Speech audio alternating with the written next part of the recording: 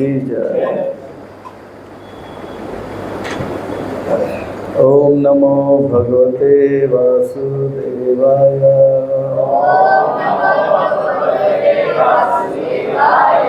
ओम नमो भगवते वासुदेवाय।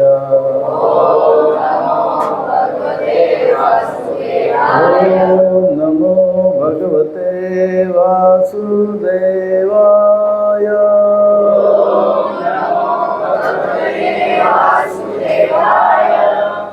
हरे कृष्णा। अंतर्राष्ट्रीय कृष्ण भावना भविष्य संघ इस्कॉन के ओर से प्रस्तावित यह 3 दिन के यह सत्र के दूसरे दिन के इस सत्र में आया आप सब भक्तों का, धर्म प्रेमियों का, कथा प्रेमियों का, सत्संग प्रेमियों का, अतिथियों का हार्दिक स्वागत करते हैं। आप सब श्री श्री राधा गिरधारी जी के शुभकामनाएं स्वीकार करें, श्री प्रभुपाद जी के कृपा प्राप्त करें।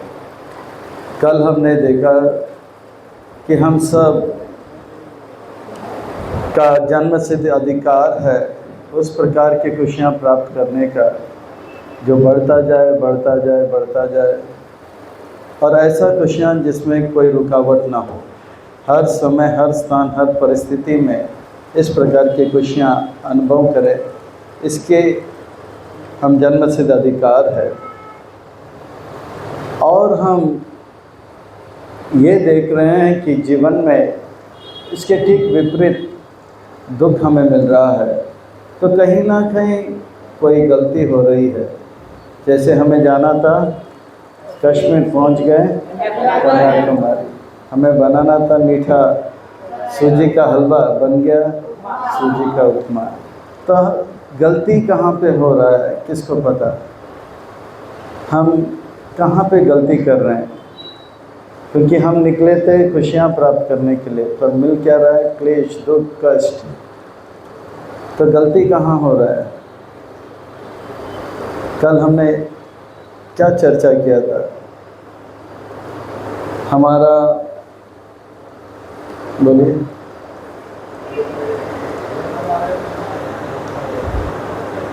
बोलो बोलो, सही बोल रहे हो या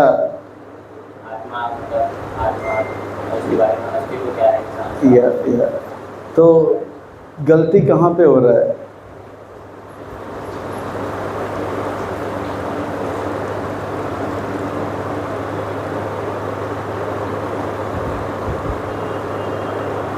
कल का विषय क्या था?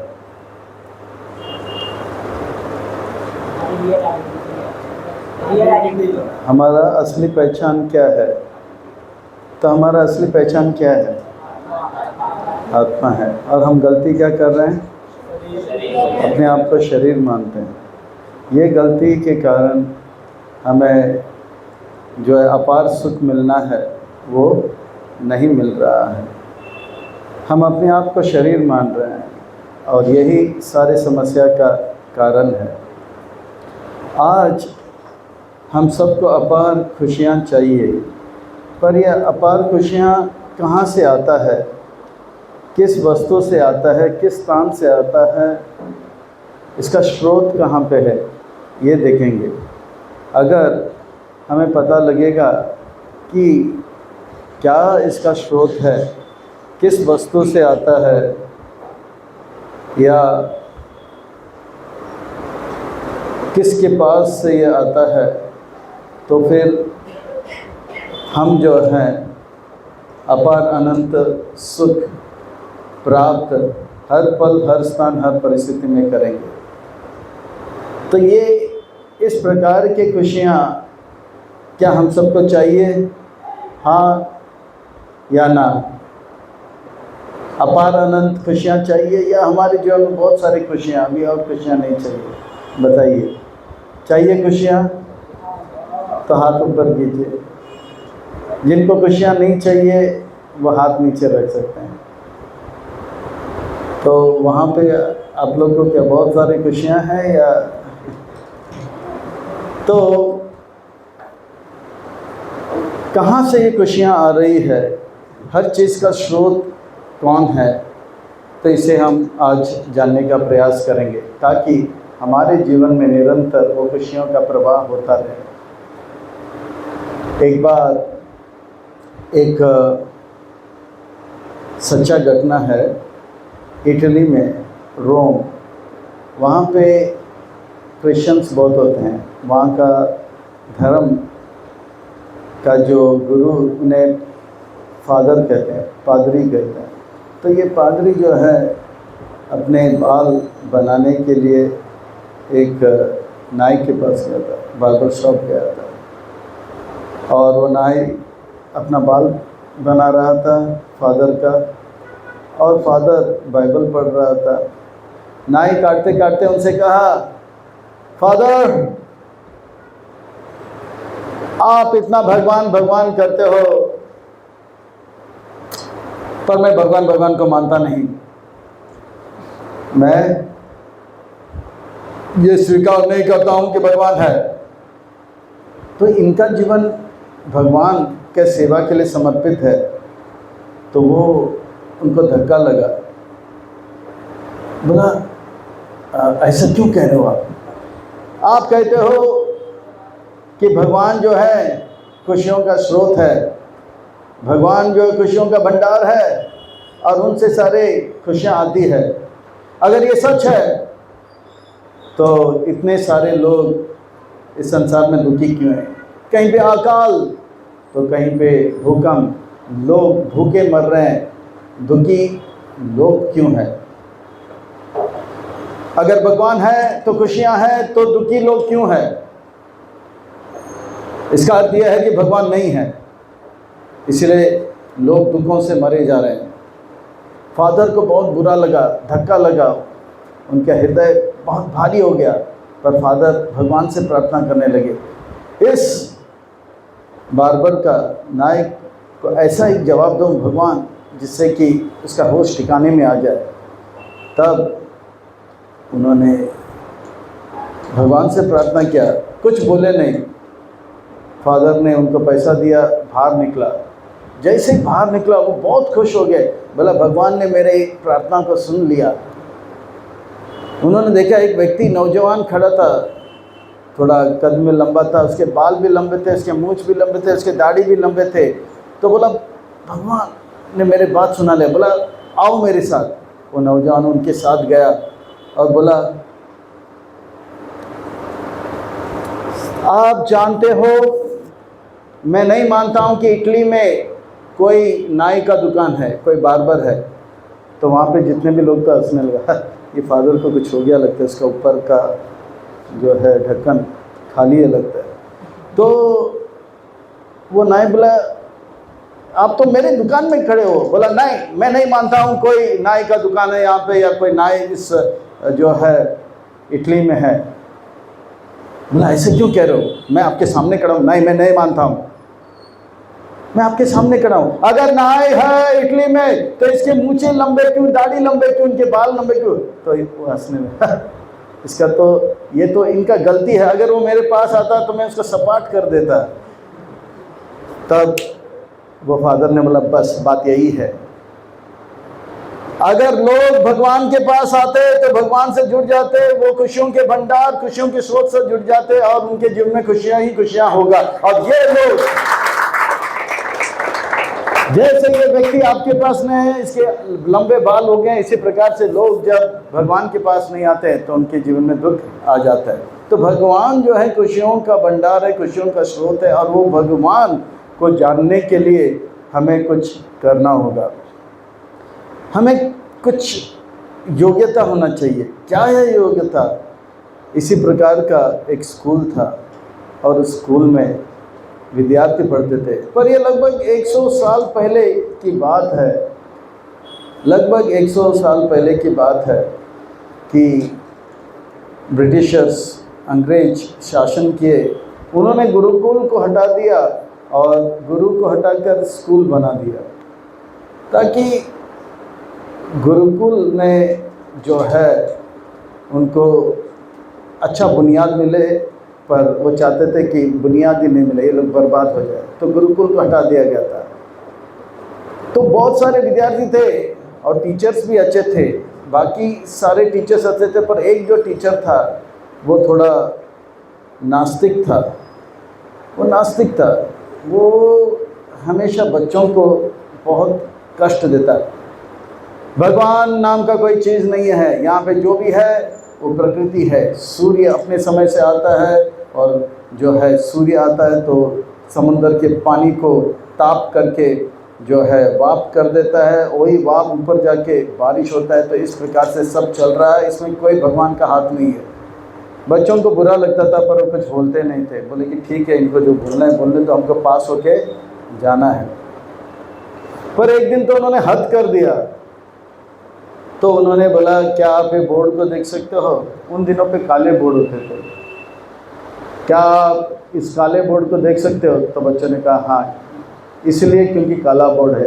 क्या आप दीवार को देख सकते हो? बोला हाँ, इसलिए क्योंकि दीवार है। क्या दीवार में खिड़की को देख सकते हो? बोला हाँ, क्योंकि खिड़की है। खिड़की के बाद पेड़ को देख सकते हो? बच्चों ने बोला हाँ, क्योंकि पेड़ है। पेड़ के ऊपर सूरज को देख सकते हो? बच्चों ने बोला हाँ, क्योंकि सूरज है। क्या गणेश को आप देख सकते हो? एक विद्यार्थी था, वो गणेश उस दिन आया नहीं था। नहीं सर, नहीं देख सकते हो क्योंकि गणेश इधर नहीं है। इसी प्रकार से क्या आप भगवान को देख सकते हो? यहाँ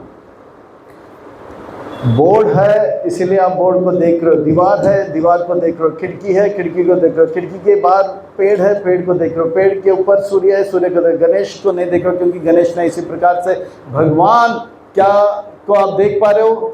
तो बोला नहीं, इसका मतलब भगवान नहीं है। तो बच्चे बहुत दुखी हो गए हैं, बच्चों का हृदय जो है टूट गया, पर किसी का हिम्मत नहीं हुआ कि इनके विरुद्ध या इनको तर्क देके काटे। बोला स्वीकार करो कि भगवान नहीं है। बच्चे कुछ बोल नहीं रहे थे, बोलो। तो उनमें से एक विद्यार्थी बहुत ही तेजस्वी था, बुद्धिमान था। वो बोला महोदय, अगर आप मुझे एक मौका दोगे तो मैं कुछ कह लूँ। तो बोला ठीक है। फिर वो विद्यार्थी खड़ा हो गया, बड़ा तेजस्वी बालक था। पूछा मेरे दोस्तों, क्या आप लोग बोर्ड देखते हो? बोला हाँ। क्या आप दीवार को देख सकते हो? हाँ। क्या दीवार में खिड़की देख सकते हो? हाँ। क्या खिड़की के बाद पेड़ देख सकते हो? हाँ। क्या आप पेड़ के ऊपर सूर्य को देख सकते हो? हाँ। क्या आप गणेश को देखते हो? नहीं। क्या आप प्रोफेसर को देख सकते हो? हाँ। क्या आप टीचर को देख सकते हो? हाँ। क्या आप टीचर के सर को देख सकते हो? हाँ। क्या टीचर के अंदर बुद्धि है वो देख सकते हो? तो सब हंसने लगे, पर सब डर के मारे हंसे नहीं, मन ही मन सब हंस रहे थे, कोई बोल नहीं था। बोलो, क्या आप सर पे बुद्धि देख सकते हो? बोलते क्यों नहीं? अब सर जो था एकदम जो है शर्मा गया। वो सोच रहा था क्या करूं, या तो आकाश से उठा ले, या धरती फटे हो जाए, या गायब हो जाए। तीनों नहीं हो रहा था, पसीना पसीना हो रहा था। बोलो, सर को देख रहे हो? गणेश को देख रहे हो? बोला नहीं। क्या सर को देख रहे हो? हाँ। सर को देख रहे हो? हाँ। सर के सर में बुद्धि है, देख रहे हो? नहीं देख रहे हो? तो अभी सर एकदम पसीना पसीना हो गया, सब हंसने लगे, पर मन ही मन हंस रहे थे। फिर बोला सर, कोई चीज़ हमें दिखता नहीं, उसका अस्तित्व नहीं है, ऐसा हम जो है निष्कर्ष नहीं ले सकते। हवा को क्या आप देख सकते हो? अगर हवा नहीं होता तो आप यहाँ पे नहीं होते।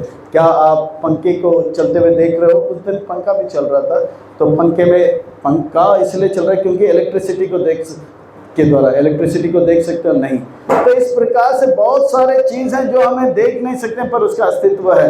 क्या उसी प्रकार से भगवान भी है, और वो भगवान का अस्तित्व को अनुभव करने के लिए हमें बुद्धि चाहिए, और मैं आपसे ठीक से बताऊंगा वो बुद्धि आपके पास नहीं है। तो सारे बच्चे एकदम से हंसने लगे। और ये जो विद्यार्थी है आगे जाके भविष्य में हमारे देश के एक धर्म गुरु बने, इनका नाम हुआ स्वामी विवेकानंद।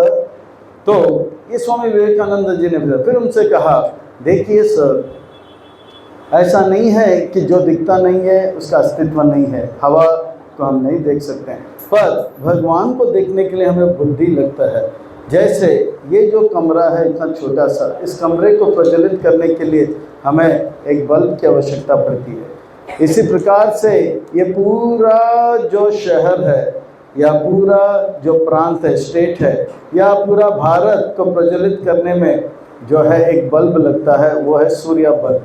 अगर इस कमरे को प्रज्वलित करने के लिए ये बल्ब रखा है तो इसके पीछे एक छोटा इलेक्ट्रिशियन का हाथ है। तो पूरे भारत को प्रज्वलित करने के लिए सूर्य नाम का जो बल्ब रखा है, तो वो जो बल्ब अगर लगाया होगा वो एक बड़ा इलेक्ट्रिशियन होगा।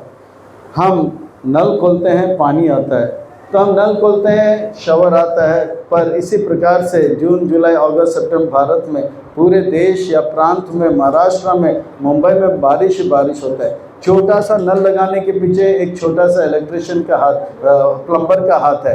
तो इतने बड़े शहर में अगर बारिश बरसा रहा है तो उसके पीछे एक बड़ा प्लम्बर का हाथ है, और वो बड़ा प्लम्बर को समझने के लिए थोड़ा बुद्धि लगता है, वो बुद्धि आपके पास नहीं है। इसी प्रकार से एक चित्र है, तो इस चित्र को बनाने के पीछे एक जो है कलाकार का हाथ होगा। कलाकार ने एक पहाड़ बनाया और पहाड़ के नीचे जो है वो जो है नदी बनाया, नदी और पहाड़ के बीचों बीच सूर्य बनाए, और छोटे छोटे जो है पंछी बनाए, और बहुत सारे पेड़ बनाए, और बहुत सारे बादल भी बनाए। तो इस प्रकार से ये चित्र को देखकर हम बोलते हैं अरे वाह, ये कौन चित्रकार है, ये कौन चित्रकार है।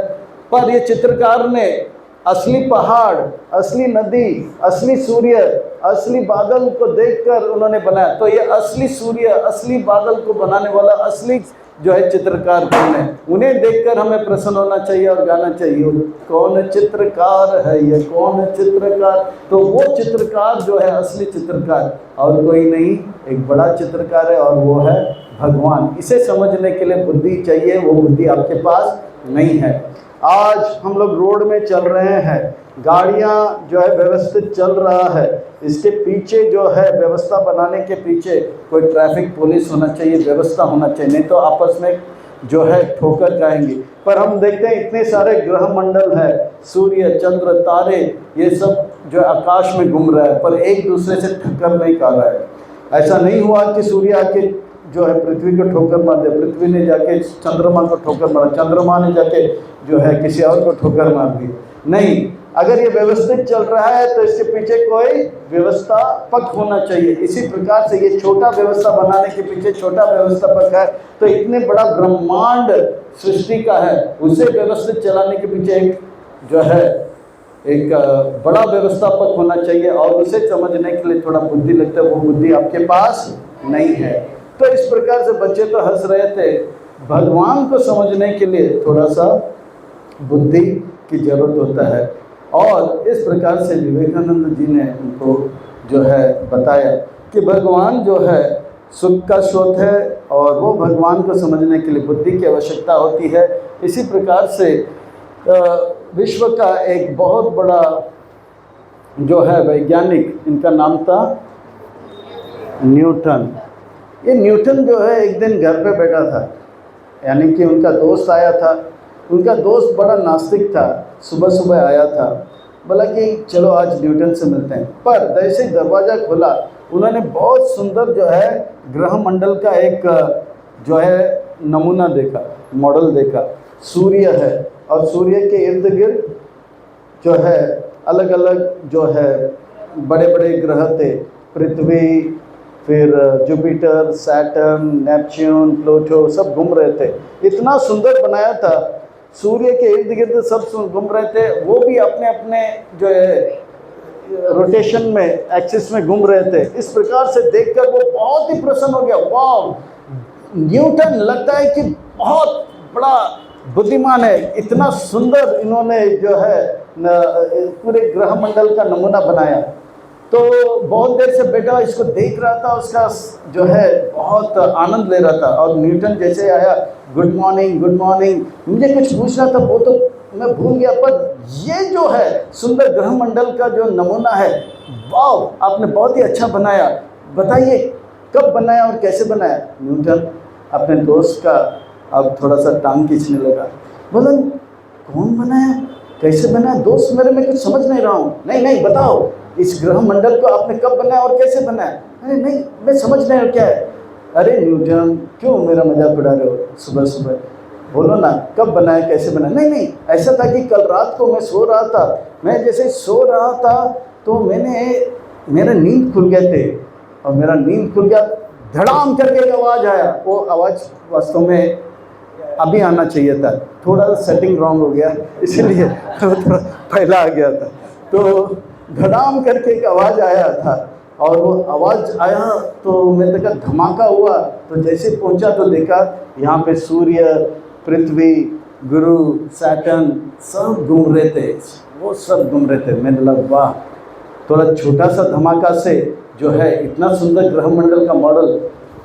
तो उनका ये था। तो बोला, नास्तिक बोला ऐसे कैसे हो सकता है, ऐसे कैसे हो सकता है, धमाका से कुछ आ सकता है, ऐसे कैसे हो सकता है। बोला बात मेरा यही है, आप वैज्ञानिक लोग क्या निष्कर्ष निकाल रहे हो। बोल रहे कि एक समय पहला कुछ भी नहीं था, एक बहुत बड़ा धमाका हुआ और ये पूरा ग्रह मंडल यहाँ पे प्रकट हो गया। तो नास्तिक दोस्त बोलने लगे, न्यूटन कहना क्या चाहते हो। मैं यही कहना चाहता हूँ, अगर एक छोटा ग्रह मंडल जो है छोटा धमाके से नहीं आ सकता है, तो मेरा प्रश्न है कि आप कैसे मान सकते हैं एक बड़ा धमाका से ये पूरा ग्रह मंडल आया। न्यूटन क्या कहना चाहते हो, मैं समझ नहीं पा रहा हूँ। बात यह है कि अगर एक छोटा ग्रह मंडल को बनाने के पीछे एक छोटा जो है वैज्ञानिक का हाथ है, तो बड़ा ग्रह मंडल को बनाने के पीछे एक बड़ा वैज्ञानिक का हाथ है। और वो वैज्ञानिक जो है कौन है, भगवान है। तो इस प्रकार से भगवान का अस्तित्व को जानना चाहिए। और थोड़ा सा अगर हम दिमाग लगाएंगे, बुद्धि लगाएंगे कि भगवान का अस्तित्व को समझ पाएंगे। नल खोलते हैं तो पानी आता है, तो छोटा प्लम्बर बटन दबाते हैं तो बल्ब पूरा रूम को प्रज्वलित करता है, तो छोटा इलेक्ट्रिशियन। तो इसी प्रकार से बारिश अगर आ रहा है तो बारिश के पीछे बड़ा प्लम्बर, सूर्य रोज सुबह आ रहा है प्रज्वलित करता है पूरा मुंबई महाराष्ट्र को, तो उसके पीछे बड़ा इलेक्ट्रिशियन। सब कुछ व्यवस्थित चल रहा है तो उसके बाद एक व्यवस्थापक है और पूरे ग्रह मंडल के व्यवस्था को ठीक बना रहता है एक बड़ा व्यवस्थापक, और वो है भगवान। तो इस प्रकार से थोड़ा बुद्धि लगाएंगे तो भगवान का अस्तित्व का हमें जो है प्रमाण मिलेगा। उसके लिए थोड़ा बुद्धि लगता है। अब जो है भगवान है, पर ये भगवान कौन है, ये प्रश्न उठेगा। क्या मैं भगवान हूँ, क्या आप भगवान हैं, कौन है भगवान। तो भगवान कौन है, इसका जो है परिभाषा पहले देख लेते हैं, फिर देखते हैं इस परिभाषा में कौन जो है फिट होता है, इस परिभाषा को कौन पूरा करता है, इसके नियमों को कौन पूरा करता है। तो परिभाषा भगवान का यह है कि ऐश्वर्य से, समग्र से, वीर्य से, यशस्वी, ज्ञान, वैराग्य, अस्तिकम, सद्विग, इंगम, यानी कि उनके पास 6 जो है गुण होना चाहिए और ये संपूर्ण मात्रा में होना चाहिए और हमेशा के लिए होना चाहिए। ये 6 गुण ऐश्वर्य बोलते हैं। ऐश्वर्य का अर्थ होता है आकर्षण, जिस चीज़ से हम आकर्षण होता है। हम देखते हैं किसी के पास पैसा है तो पैसे से हम आकर्षित हो जाते हैं। हाँ, अगर सोच लो यहाँ पे एक बहुत पैसा वाला आदमी आएगा, एलन मस्क आ गया या कौन है दुनिया का सबसे बड़ा सेठ, जो भी आ गया, तो हम लोग आकर्षित होते, अरे इसके साथ खड़े रहेंगे तो हमें भी थोड़ा पैसा मिलेगा। तो पैसे को देखकर हम आकर्षित हो जाते हैं। ऐश्वर्य से, समाग्र से, वीर्य से। अगर कोई बलवान व्यक्ति आता है तो हम उनसे आकर्षित हो जाते, चलो भाई इसके साथ फोटो लेते, कोई पंगा लेगा तो फोटो दिखाएंगे। तो इस प्रकार से ऐश्वर्य से, समाग्र से, वीर्य से, यश का अर्थ होता है बड़ा नाम वाला होना चाहिए, अपना पहचान भी है बड़े लोगों के साथ ना। सचिन तेंदुलकर, अलग अलग बड़े लोग हैं, अमिताभ बच्चन है या जो भी है। तो इस प्रकार से बड़े लोगों उसका बड़ा नाम होना चाहिए, यश होना चाहिए, पर वो यश हमेशा के लिए होना चाहिए। तो श्री का तो सुंदर होना चाहिए, हमेशा के लिए सुंदर। हम देखते हैं कोई सुंदर व्यक्ति आता है तो लोग आकर्षित हो जाते हैं, है ना। एक समय ऐश्वर्या राय का नाम था, तो मान लो कांदिवली में आ जाए पोजीशन में, तो मक्की के सर सब लोग इकट्ठा हो जाएंगे क्योंकि वो बहुत सुंदर है, फोटो लेंगे, बोलेंगे याद रखेंगे कि हम भी कभी इनके साथ थे। ठीक है। तो इस प्रकार से लोग सुंदरता से आकर्षित हो जाते हैं और बोलते हैं ऐश्वर्य से, समाग्र से, वीर्य से, यश, ज्ञान। बुद्धिमान लोग से भी आकर्षित हो जाते हैं। कोई छोटे से स्कूल में भी अगर कोई विद्यार्थी अच्छा पढ़ता है तो हम लोग नोट्स लेने के लिए उनके साथ जुड़ जाते हैं, है ना। तो बुद्धि से भी लोग आकर्षित होते हैं। फिर वैरागी, जिसके पास कुछ नहीं है, बोलेगा अरे इतना बड़ा दुनिया में लोग पैसा पैसा कर रहे हैं, इनसे भी आकर्षित हो रहे हैं। तो वैरागी लोगों से भी बोलते हैं इसके पास जरूर ऐसा कुछ होगा जो हमारे पास नहीं, इसलिए इतना खुश लग रहा है, तो उनके पीछे भी लग जाते हैं। तो ये 6 गुण जो है जिसके पास संपूर्ण मात्रा में है, संपूर्ण 100% होना चाहिए। कितना? 100% होना चाहिए, और हमेशा के लिए होना चाहिए, ऑल टाइम, हमेशा के लिए। ऐसा कौन व्यक्ति है जो ये 6 के 6 जो है ऐश्वर्य या गुण हमेशा के लिए रख सकता है? आपके पास उस प्रकार का धन है तो इसका मतलब हम भगवान, हमारे पास उस प्रकार का रूप है हमेशा के लिए नहीं, तो फिर किसके पास है? जैसे देखिए, अब हम देखते हैं कि एक समय था अंबानी के पास पैसा नहीं था, और अंबानी के पास अभी पैसा है, यानी कि अंबानी भगवान नहीं है। ठीक है, अंबानी के पास जो भी पैसा है अभी है, पर ये पैसे भगवान ने उनको दिया कुछ समय के लिए। अच्छा, ऐश्वर्य से समग्र से वीर बल। एक समय था मोहम्मद अली जो है एक मुक्का मारता था, आप लोगों ने मोहम्मद अली का नाम सुना था?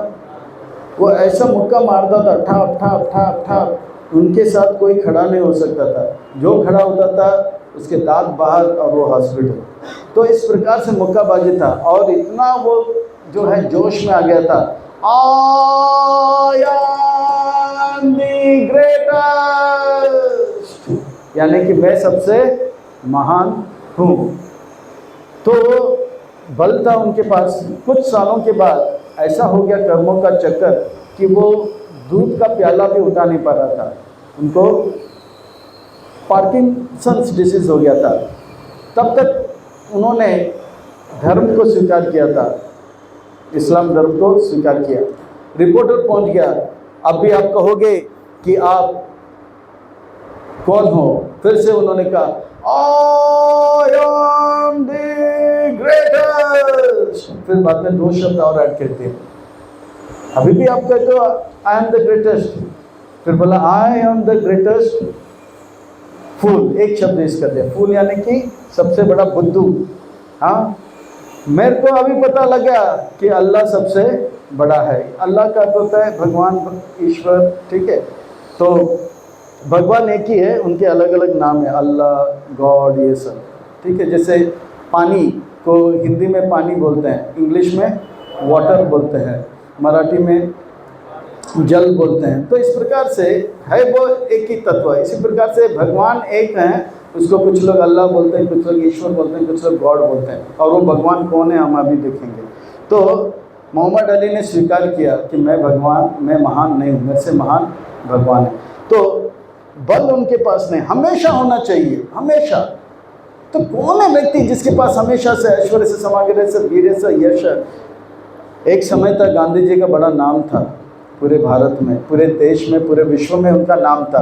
आज गांधी जी के नाम से लोग जो है थोड़ा उतना पसंद नहीं करते, यानी कि उनका एक ज़माना था बॉम्बे फिल्म इंडस्ट्री में दिलीप कुमार का। अब आप लोग दिलीप कुमार ने जानते नहीं, वो एक ज़माना था। उसके बाद राजेश खन्ना का समय आता, अब राजेश खन्ना आप लोग जानते नहीं हो।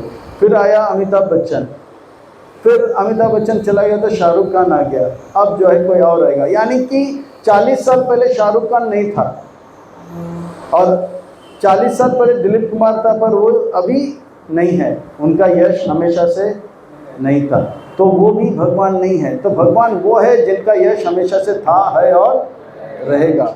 ऐश्वर्य से समाग्र से वीर से यशस्वी। अब देखिए, एक ज़माना था कोई सुंदर थी, अब वो बुढ़ी हो गई, फिर भी सुंदर लग रही है। तो पर ऐसा कोई नहीं कह सकता कि मैं हमेशा से सुंदर था, हूँ और रहूँगी। तो ऐसा था कि मधुबाला बहुत सुंदर थी, पर जिस दिन उन्होंने देखा, उनके जो आईने में मुंह को देखा, तो बोला कि थोड़ा सा बाल जो है, बाल नहीं, उनका मुंह में थोड़ा सा क्या बोलते हैं रिंकल्स आ गया, तो बोला कि आत्महत्या कर दिया। तो इस प्रकार से जो है, एक और एक्ट्रेस थी मैरिलिन मोनरो, वो भी इतनी सुंदर थी, वो सोचेगी मैं हमेशा सुंदर रहूँगी, उनको पता लगा कि उनका बाल सफ़ेद हो रहा है और उनको जो है व्रिंकल्स आने लग गए, तो वो तुरंत आत्महत्या कर दिया। कि हमेशा कोई सुंदर नहीं रह सकता है, अगर कोई हमेशा से सुंदर रहेंगे वही भगवान हो सकता है। अच्छा, ऐश्वर्य से समाग्रह से वीर्य से यशस्वी ज्ञान बुद्धिमान। देखिए हम सब जन्म लेते हैं तो हमें ये भी पता नहीं होता कि हमारे माता कौन है, पिता कौन है, नाम क्या है, फिर बाद में बोलते ये बाबा है, ये बाबा है। तो इस प्रकार से बुद्धि भी सबके पास नहीं होता है हमेशा के लिए, और एक समय बुढ़ापा आ जाता है, सब कुछ भूल जाते हैं। अभी फर्स्ट स्टैंडर्ड में, फोर्थ स्टैंडर्ड में क्या पढ़े थे हमें याद नहीं।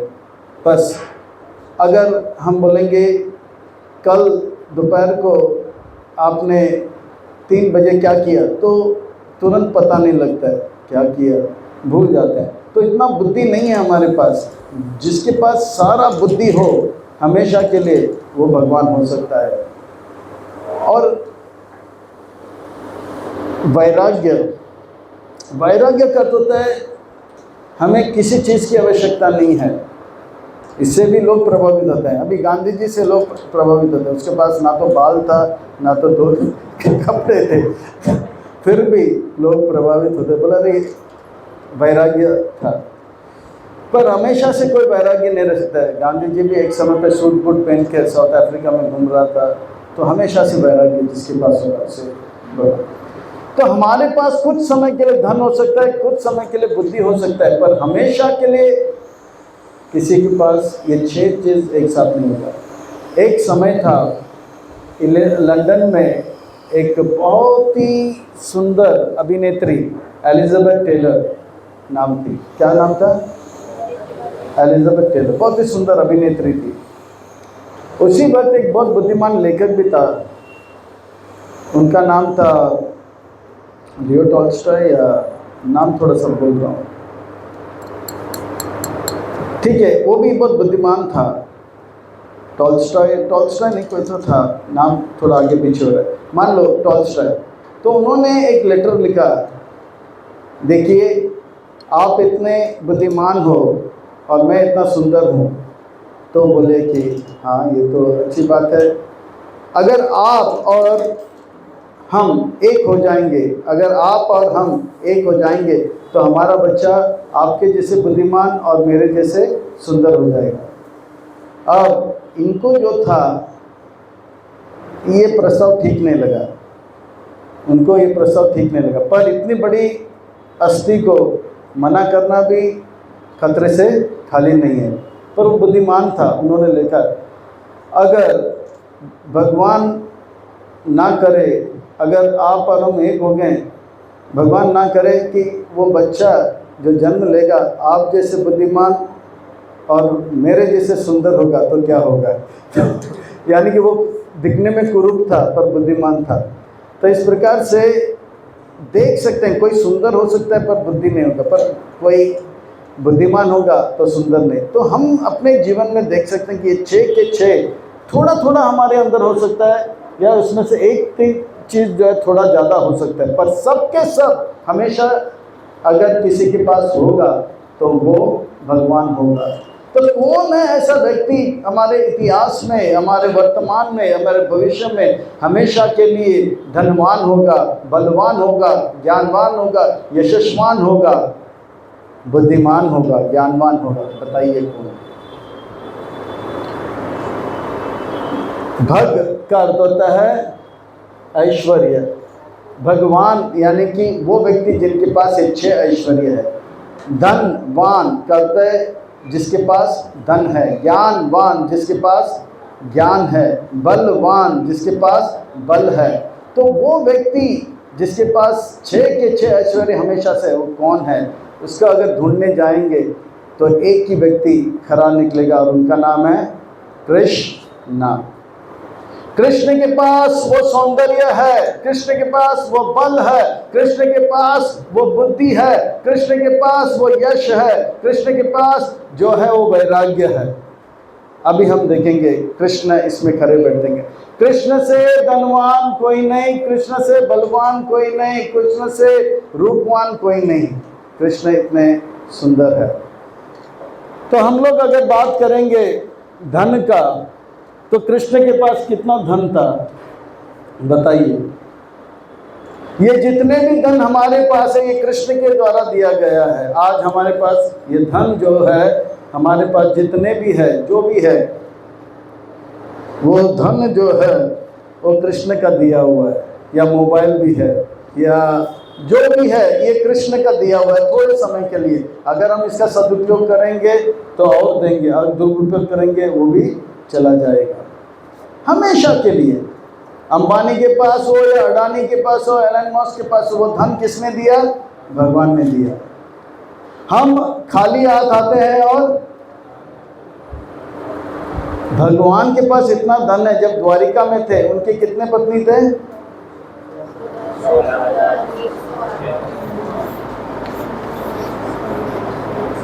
कितना? 16,108। और एक एक रानी के लिए इतना जगह, जितने कांदिवली है, पोईसर नहीं, कांदिवली इतना बड़ा है, उतना बड़ा महल एक रानी के लिए। और रानी को अकेला नहीं रखा, उसके साथ बहुत सारे नौकरानी भी रखे। और एक एक रानी से उन्होंने 10 संतान और एक पुत्री लिखा। और इतना बड़ा घर, ऐसा नहीं कि एक छोटा सा चौल में, एक छोटा सा कमरे में सबको घुसा के साथ, अरे कमरे का गेस्ट थोड़ा एडजस्ट कर दो ना नहीं, सबको एकदम ऐश्वर्य। और ऐसा भी नहीं, और भगवान ऐसे थे कि रोज सुबह वो 4 बजे उठ जाते थे और ध्यान लगाते थे, और ब्राह्मण आते थे।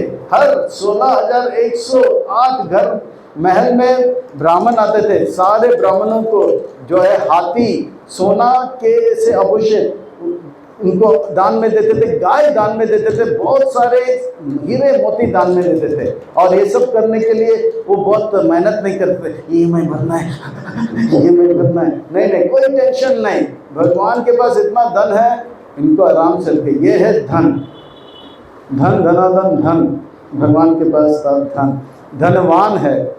और ऐश्वर्य से समाग्रह से वीर, बल का अगर वर्णन आएगा तो भगवान कृष्ण जब 7 साल के थे, कितने साल के? 7 साल के थे।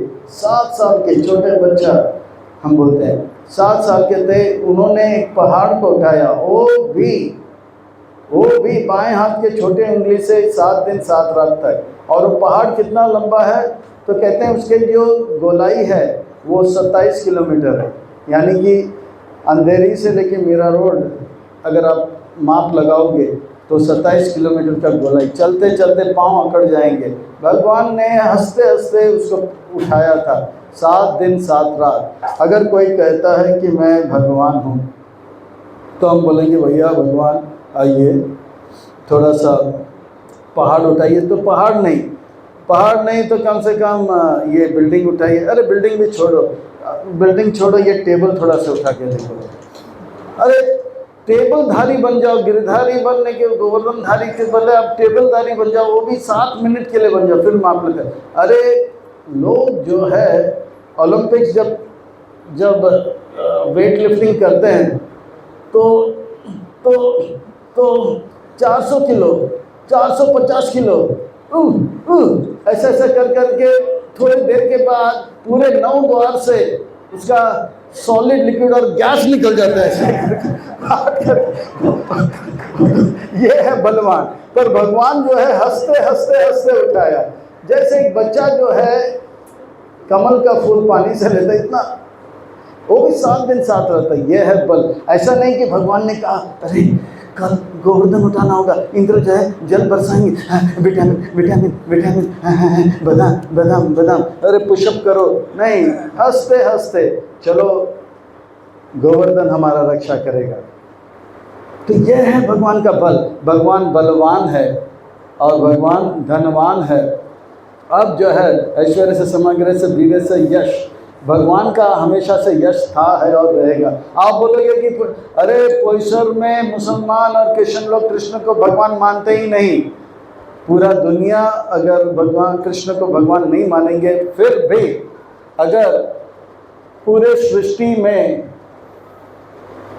3/4 जो है ये आध्यात्मिक जगत है, और 3/4 में जो है सब लोग कृष्ण को भगवान मानते हैं, और ये 1/4 जो है मान लो यहाँ पे सब लोग अगर बोले हम कृष्ण को भगवान नहीं मानते, तो भी अगर इलेक्शन होगा तो कृष्ण ही भगवान के रूप में जो है फिर खड़े हो जाएंगे।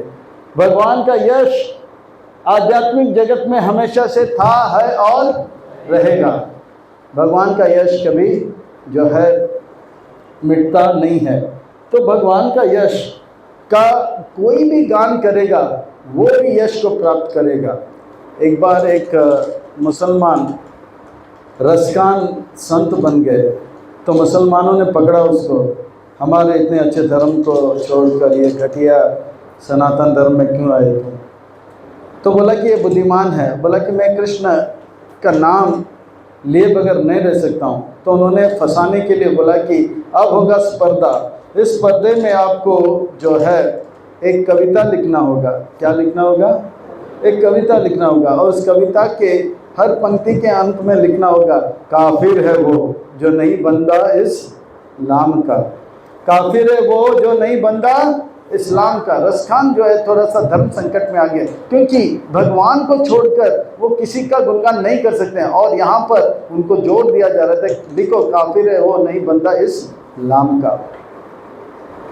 तो भगवान ने उनको जो है बुद्धि दिया। भगवान ने क्या है? उनको बुद्धि दिया। तो सोचते सोचते सोचते कविता लिखा, पेश कर दिया, और हर पंक्ति के बाद उन्होंने काफिर है वो नहीं बंदा इस्लाम का। तो उन्होंने ऐसा कविता लिखा, देख मेरे भगवान के गुंगराले बाल के बारे में उन्होंने गुणगान लिखा, देख मेरे भगवान के केश, मेरे भगवान के जो केश है गुंगराले है, गेशु लाम देख मेरे घनश्याम के। गेशु का अर्थ है गुंगराले बाल, गेशु गुंगराले, लाम का अर्थ होता है बाल। गेशु लाम देख मेरे घनश्याम के, क्या? गुंगराले बाल देख मेरे घनश्याम, गेशु लाम देख मेरे घनश्याम के, काफिर है वो जो नहीं बंदा इस्लाम के। यानी कि काफिर है वो जो नहीं बंदा इस्लाम के, यानी कि इस गुंगराले बाल के जो है भक्त नहीं है, बंदा नहीं, वो क्या है? काफिर है। तो ये सुना तो मुसलमान बहुत खुश हो गए। तभी वो मुसलमानों में भी उनका ख्याति बढ़ गया, और सनातन धर्म में भी उनका ख्याति। जो भगवान का यश गाएगा उनका यश भी बढ़ेगा। हमारे इस्कॉन में जो है भगवान का गुणगान करने के लिए जो है जन्माष्टमी में अलग अलग सिंगर को लाते हैं। तो अनूप जलोटा जी जो हैं वो आ गए। पहले वो अनूप जलोटा जी जो है 25-30 साल पहले कुछ नहीं थे, नया कलाकार थे, पर इस्कॉन में वो कृष्ण का गुणगान करते करते आज उनका गुणगान पूरा जगत में होने लगे। वो केवल ये गाने लगे, मैया मोरे मैं नहीं तो अगर वो किसके बारे में गा रहे हैं? तो भगवान के बारे में गा रहे हैं। अगर भगवान की जगह पे आपके, यानी कि आपके बारे में या आपके बच्चों के बारे में गाए तो इतना फेमस नहीं होता। जो भगवान का यश, भगवान के पास इतना यश है जो भगवान का यश को फैलाएगा। प्रभुपाद जी ने क्या किया? प्रभुपाद जी ने केवल कृष्ण का प्रचार किया, और आज देखिए उनको कोई जो है सोशल मीडिया के पास टीआरपी के लिए भागना नहीं पड़ा, कोई एडवर्टाइजमेंट डिपार्टमेंट के पास जाना है, मेरा नाम थोड़ा फेमस करो ना, मेरा नाम फेमस। एबे यश घोषो त्रिभुवन है। प्रभुपाद जी का नाम जो है पूरे विश्व में, तीनों लोक में फैल रहा है। पर प्रभुपाद जी ने ऐसे नहीं किया, टीआरपी बढ़ाने के लिए कितना लगेगा बोलो ना, नहीं, वो ये नहीं कहा कि एडवर्टाइजमेंट मेरा बिलबोर्ड लगा। प्रभुपाद जी ने कृष्ण का गुणगान किया, कृष्ण उनका गुणगान। भगवान के पास इतना यश है, जो भगवान का यश को फैलाएगा उनका यश भगवान फैलाएगा। तो इस प्रकार से जो है भगवान का यश हमेशा से था, है और रहेगा। इसलिए भगवान अब जो है ऐश्वर्य से समग्र से वीर्य से यश श्री, भगवान कितने सुंदर है, कृष्ण इतने सुंदर है। अगर कृष्ण इतने सुंदर है, वृंदावन में 300 करोड़ गोपियां उनके लिए जो है पति के रूप में स्वीकार करने के लिए कात्यायनी व्रत करते थे, इतने सुंदर थे वो। तो गोपियां हैं, उनके उम्र के छोटी लड़कियां, और तो और बड़े तो बड़े, छोटे तो छोटे, सब जो है कृष्ण का दर्शन करने के लिए रोज आते थे। कहाँ? नंद भवन में। इतने सुंदर थे। बताइए, पोईसर में, कांदीवली में है कोई बच्चा इतना सुंदर जिनके ऊपर सारे कांदीवली का, बॉम्बे का लड़का लट्टू हो जाए? बोले विवाह करेंगे तो इससे ही करेंगे, हाँ, काटियानी व्रत करेंगे। या ऐसा कौन सुंदर बच्चा है जिसको देखने के लिए पूरा कांदीवली आ जाए? भगवान इतने सुंदर थे, है और रहेंगे, और उनकी सुंदरता बढ़ता जा रहा है, बढ़ता जा रहा है, बढ़ता। नव यौवनम छ। जब युद्ध मैदान में खड़े थे कुरुक्षेत्र के, 125 साल के थे, अर्जुन का तो मूंछ निकलता है, बुढ़ा लग रहा था, पर भगवान मुस्कुरा रहे और जवान लग रहा था। भगवान कभी बूढ़े नहीं होते हैं। नव यौवनम च, सबसे पहले है, सबसे पुरातन है, फिर भी वो सबसे सुंदर है। नव यौवनम च। 15 साल 4 महीना 3.5 दिन से बढ़कर उनका उम्र जाता नहीं है, इतने जवान हैं। यह है भगवान की सुंदरता, और ये सुंदरता हमेशा से था, है और रहेगा। हम में से कोई बचपन में सुंदर हो सकता है, कोई जवानी में सुंदर हो सकता है, कुछ लोग बुढ़ेपे में सुंदर होता है, पर हमेशा कोई सुंदर हो सकता है नहीं। तो कृष्ण हमेशा से सुंदर था। कुछ लोग बचपन में अच्छे लगते हैं, फिर बाद में एकदम जो है ऐसे हो जाते हैं। फिर कुछ लोग बुढ़ापे में सुंदर लगते हैं, दांत बात नहीं रहते फिर भी अच्छे लगते हैं। भगवान हमेशा से सुंदर थे और रहेंगे।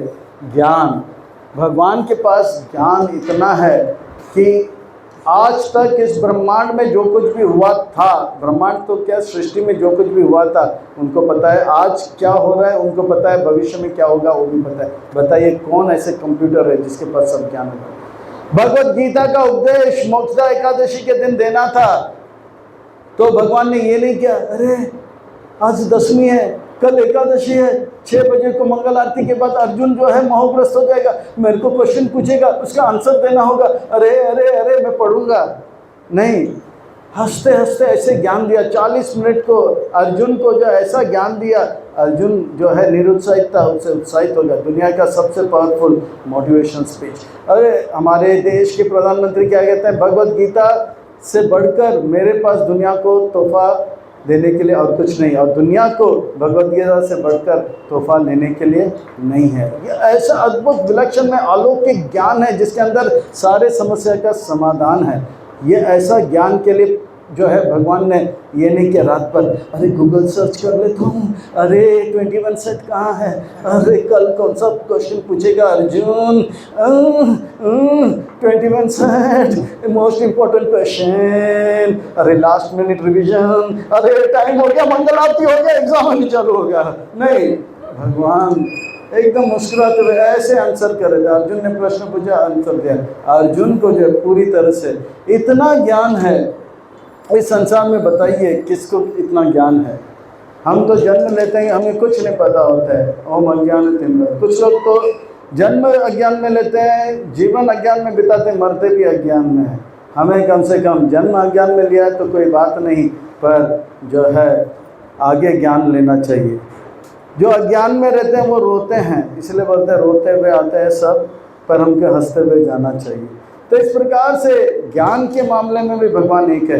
एक सुंदर सी बालिका जो है कविता बहुत सुंदर लिखी, बोले कि एक बहुत बड़ा चट्टान है, एक बहुत बड़ा चट्टान है, और ये चट्टान जो है जंगल के बीचों बीच है, और अमावास का रात है, अमावास का रात है, जंगल के बीचों बीच एक बड़ा चट्टान है। इस बड़ा चट्टान में एक छोटी सी काली सी चींटी है। अब किसको क्या पता, चट्टान अमावास का रात, किसी को पता नहीं, पर एक व्यक्ति को पता है, और वो है भगवान। जंगल में मोर नाचा, किसने देखा? भगवान ने देखा। तो भगवान को सब कुछ पता है, हम कुछ छुपा नहीं सकते हैं। हम फ्रिज से कुछ खोलते हैं और खाते हैं, ये सोचे कि अरे कोई देख नहीं रहा है, सब भगवान देखते हैं। सबका ज्ञान भगवान को होता है। ज्ञानवान, हमारे पास जो भी ज्ञान है थोड़े समय के लिए भगवान देते हैं, उसका सदुपयोग करें तो और देंगे, अगर दुरुपयोग करें खींच लेते हैं। वैराग्य, अभी देखिए हम एक छोटा सा घर बनाते हैं और बोलते हैं एक छोटा सा घर मेरा प्यारा सा घर, फिर अपने लिख देते हैं ये चौधरी का घर है, ये पांडे का घर है, ये शाह का घर है, ये रॉड्रिक्स का घर है, ये खान का घर है ना। सब लोग अपना अपना नाम लेते हैं। भगवान ने इतने इतने बड़े पहाड़ बना दिए, इतने बड़े बड़े समुद्र बनाए, कहीं पे भी नहीं लिखा कृष्णा, दामोदर। अभी हम छोटा सा पानी का कंपनी क्या बनाते हैं, पानी भी भगवान ने बनाया, पर वो पानी का कंपनी 1 लीटर बॉटल में छाप लगाता है बिस्लरी। भगवान ने इतना पानी दिया, एक बूंद में भी उसने अपना नाम नहीं लिखा। यह है वैराग्य भगवान का, यह है भगवान का। उनको मालूम है ये सब मेरा था, है और रहेगा। थोड़े समय के लिए कोई इसको मुंबई लिखे या हिंदुस्तान लिखे या कि उसको पाकिस्तान लिखे, भगवान को मालूम है थोड़े दिन के बाद वो 200 साल पहले तो थे नहीं, अभी थोड़े समय के लिए रहेंगे और 30 साल के बाद वो पाकिस्तान कुछ नहीं रहेगा, सब मेरा था, है और रहेगा। भगवान को कोई टेंशन नहीं, वैराग्य है भगवान के पास।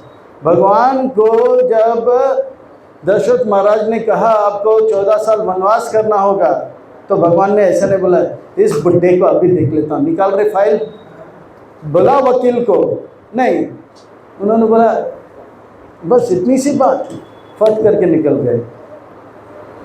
वो वल्कल वस्त्र धारण किए, चल पड़े। उन्होंने ये नहीं किया मैं बड़ा बेटा हूँ, मेरा हक है। आज के ज़माने में अगर पिताजी ऐसे बोले 14 साल का वनवास कर, बोला ये बुढ़ा सब क्या गया, चलो रे इसको। तो भगवान के अंदर वो वैराग्य है, उनको पता है मेरे पास सब कुछ है, मुझे किसी चीज़ की आवश्यकता नहीं। तो ये भगवान है जिनके पास 6 के 6 हमेशा से था, है और रहेगा। और ऐसा दुनिया में कोई व्यक्ति नहीं जिनके पास 6 के 6 गुण होगा, एक ही व्यक्ति में पाया जाता है और वो है कृष्ण। कृष्ण, और वो कृष्ण को समझने के लिए हमको क्या चाहिए, बुद्धि। जैसे आत्मा रूप को देखने के लिए, ध्वनि को सुनने के लिए, नाक सुगंध को सुनने के लिए, और स्वाद को चखने के लिए, और गरम नरम ठंडा त्वचा और आत्मा को अनुभव करने के लिए। कल हमने बताया था क्या क्या मन, और भगवान को समझने के लिए बुद्धि। अच्छा, आत्मा है, मन भी है, फिर भी आत्मा का अनुभव नहीं हो रहा है। कल हमने क्या बताया था, हाँ, मन को क्या हो गया, कैटरैक्ट हो गया, सर्दी हो गया। बहुत सुंदर बताया। आपका शुभ नाम? सचिन आनंद यादव। सचिन यादव के लिए जोरदार हाथों से तालियों का सेवा। Thank you. तो मन का कैटरैक्ट को निकाल दिया। अब भगवान भी है, बुद्धि भी है, फिर भी भगवान का अनुभव नहीं हो रहा है। इसका अर्थ क्या हो गया, क्या भगवान नहीं है या बुद्धि नहीं है? क्या नहीं है? बुद्धि नहीं है। तो बुद्धि है ना, हम लोग पढ़ाई करते हैं, पैसे कमाते, बुद्धि है, पर भगवान भी है, बुद्धि भी है, फिर भी भगवान का अनुभव क्यों नहीं हो रहा है? फूल है, खुशबू है, नाक भी है, फिर भी अनुभव नहीं हो रहा है। चित्र है, आंख है, फिर भी दिखाई नहीं पड़ रहा है, क्यों? मन है और आत्मा है, फिर भी अनुभव नहीं हो रहा है, क्यों? मन को कैटरैक्ट हो गया। इसी प्रकार के बुद्धि का कैटरैक्ट और बुद्धि को जुकाम हो गया। बुद्धि को पवित्र करेंगे तो भगवान का अनुभव हर स्थान में होगा। और वो भगवान को अनुभव करने के लिए हमें भगवद गीता और ग्रंथ पढ़ना चाहिए। जैसे आत्मा को अनुभव करने के लिए महामंत्र का जप करना है, इसी प्रकार से भगवान को अनुभव करने के लिए बुद्धि को पवित्र करना है, आत्मा को अनुभव करने के लिए मन को पवित्र करना है, और भगवान को अनुभव करने के लिए बुद्धि को पवित्र करना है। मन को कैसे पवित्र करेंगे? महामंत्र से। महामंत्र क्या है?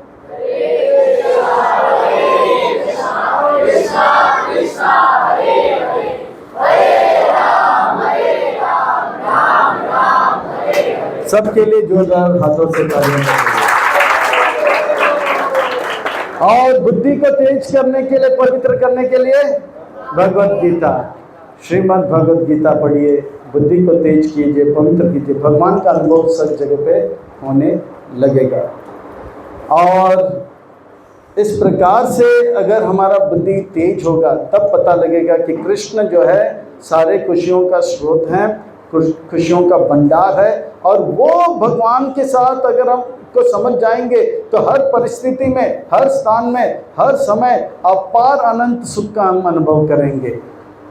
अपार आनंद, दुनिया का कोई ताकत नहीं है जो हमें खुशियों को प्राप्त करने से रोक पाएगा। तो हमें क्या करना होगा? बुद्धि को तेज और पवित्र करना होगा। भगवान का अनुभव सब स्थान में, हर समय पे, हर परिस्थिति में करना होगा। ऐसा हो गया तो अपार आनंद सुख हमारे जीवन में हम पाएंगे। हरे कृष्ण। तो किसी का कोई प्रश्न है?